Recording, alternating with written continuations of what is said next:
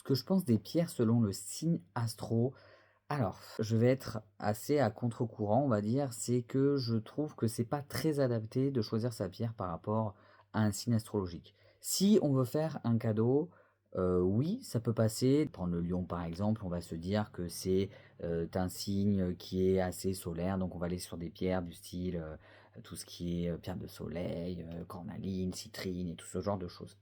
Mais encore, quand on va en astrologie, on se rend compte qu'on a notre signe, nos ascendants, nos signes lunaires, et des fois, presque la pierre qui nous serait le plus adaptée, c'est pas seulement forcément notre celle de notre signe principal. Pour choisir une pierre, en réalité, ce qui est le plus intéressant, ça sera quand même aller le chercher, alors ou laisser son intuition et son envie faire et d'aller choisir la pierre comme ça, ou bien d'aller la chercher selon une problématique, mais la problématique du moment. Si jamais vous êtes en rupture, par exemple, que vous soyez lion, vierge, cancer ou tout ce que vous voulez, vous allez peut-être le vivre un petit peu de la même façon. Alors peut-être qu'il y en aura qui ont plus de colère, il y en a qui seront plus dans la tristesse, il y en a qui seront plus dans le ressassement, on est quand même d'accord, mais il y aura peut-être besoin d'une pierre un peu de cœur, une pierre de pardon, une pierre de compréhension. Donc on sera plutôt sur du quartz rose, le basique, la rhodonite, on sera aussi, pourquoi pas, sur de l'aventurine verte pour de l'apaisement.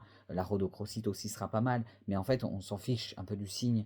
Si on est quelqu'un qui a besoin d'aller de l'avant, il faudra une pierre, peut-être de l'œil de tigre, de l'œil de taureau, de la cornaline, pierre de soleil, ce genre de choses. Encore une fois, le signe n'a rien à voir là-dedans.